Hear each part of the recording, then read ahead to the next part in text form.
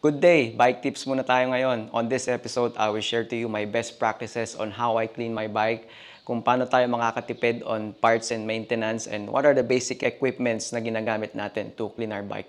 Okay, so personal disclaimer, this is just my personal knowledge and experience. Hindi ko po sinasabi na tama lahat ng i-share ko sa inyo or superior lahat ng gagawin natin ngayon.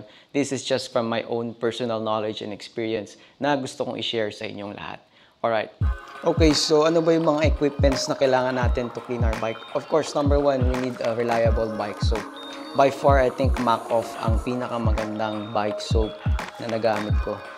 Medyo may kamahalan lang siya, but guys, napakasulit itong Mac-Off na bike soap. And of course, kung gusto natin maging practical, no, this is the secret bike soap. Joy dishwashing liquid, yan. Actually, ginagamit ko to madalas. Kasi as much as possible, ayoko maubos yung Mac-Off. But yes, Joy is really reliable, napaka-practical, napakamura lang nito guys. And of course, we have Aeropack degreaser and chain lube.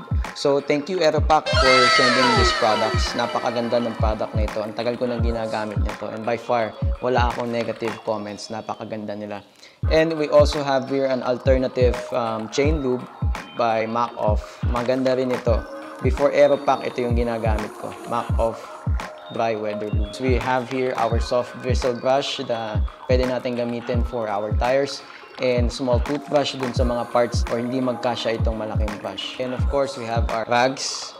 Ito. And chamois. Guys, hindi ito chamoy siya. Chamois ito. So, ayan guys. Tingnan nyo kung gaano yan kadumi. So, recently, nag-ride tayo sa Patiis downhill track sa San Mateo, Rizal. And ito yung sinapit ng bike. Ayan. Ewan ko na lang kung ayaw nyo pa rin linisin yung ganyang kaduming bike bago kayo mag-ride. Kitang-kita nyo naman napakakapal ng putik na kumapit sa gulong and sa frame. Ayan. Alright, so enough talking. Let's clean our bike. Bakit ba natin kailangan mag-bike wash? So number one reason is it is the cheapest and basic maintenance that you can do on your bike. Alam naman natin, libre lang mag-bike wash unless magpapa-bike wash ka sa labas dun sa mga car wash na nakikita natin, right? Number two is to prolong the bike or the bike parts. Then kapag ang bike parts natin is free from any kind of dirt, nakakapag-perform sila 100%. So, naiiwasan natin yung unnecessary na pwedeng maging cost ng sira, which is, unnecessary dirt kapag hindi natin nililinis yung bike.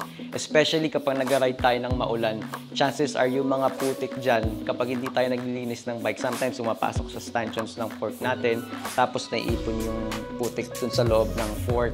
And then, of course, kailangan mo na naman magpa-maintenance. Ganun din sa dropper, anywhere, sa bottom bracket or whatever.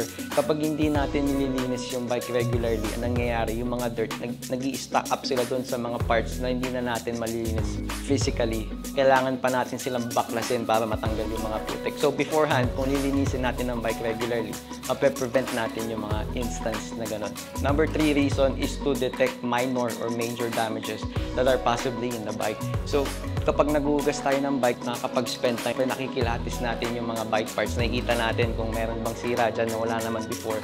So, what's the point? Kapag nalaman natin na may sira, pwede na natin siyang ipaayos sa bike shop or just fix on our own so that kapag pumunta tayo sa trail, ready na yung bike, hindi na tayo maaabala or hindi na ma-i-stop yung ride natin on that special day. Of course, some of us are working Monday to Friday and then weekends na tayo makakapag-bike. Sino ba naman may gusto na hindi tayo makapag-bike dahil hindi natin napagawa yung bike beforehand?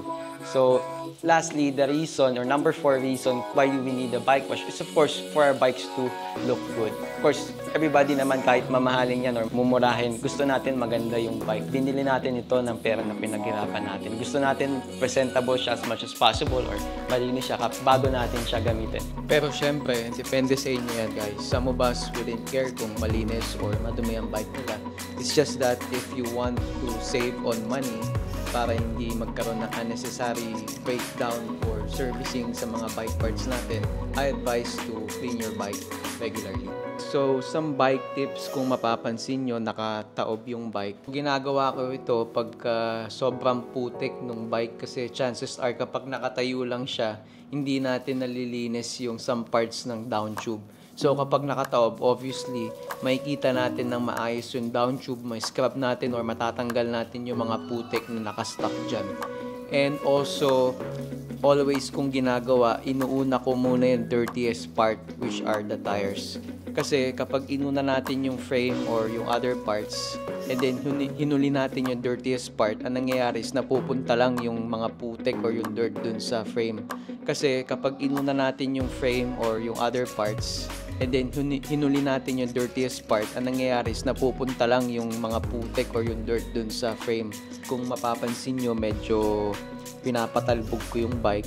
The main reason is just for the drying process to speed up since wala naman tayong blower para matanggal yung excess water sa bike. But you can do it less exaggerately for your bike. And also, because in the past, na-experience ko na yan na nag-i-stock up dyan yung water. Sa mga mahilig magpa-bike wash using pressure washer, guys, just make sure na iingatan nyo lang yung areas na pwedeng matanggal yung grease by using pressure washer. Kasi yung pressure niyan, oftentimes na napuput off niya yung grease. So, ang consequence nun is kakalawangin yung parts na kailangan may grease in it. And of course, yung pressure niya, you don't want it to face directly sa frame. Sometimes, nasisira din yung paint job niya kapag masyadong nakatutok yung pressure washer. So if you're using pressure washer, medyo ilayo nyo yung hose para yung pressure is hindi masyadong malakas against the bike. Okay, so we're almost done with our bike wash. Bago tayo matapos, tanggalin lang muna natin yung old lube sa chain and then lagyan natin ng new lube. Okay, so wipe off nyo muna yung old lube using tissue. Ito yung madalas na overlook ng madami. Not replacing the old lube or not putting enough lube. Kasi natutuyo ito guys, lalo na pag nag-ride kayo ng maulan. Pag nagba-bike wash tayo, natatanggal yung lube. So kapag pag nilulube natin ng maayos yung chain natin, hindi kagad siya mag-wear off. And at the same time, yung chainring natin and yung cogs hindi mag-wear off ng maaga. So again, saving tips yan para hindi mabilis masira yung mga parts ng bike natin. So let's put na the chain lube. We're using Aeropack. Thank you Aeropack for sending this chain lube. Hindi naman natin kailangan ng madami. Just enough para pumasok siya doon sa mga chain.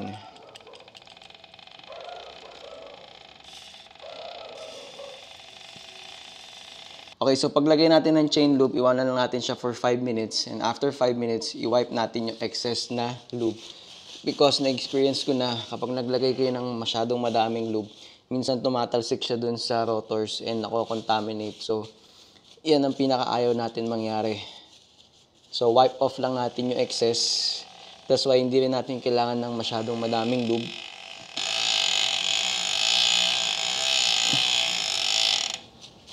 Yan. And then we're done. Alright, so we're done cleaning our bike. Thank you for watching this video. If you find this kind of video helpful, please consider liking and subscribing to my channel. Thank you guys for watching. See you on the trails.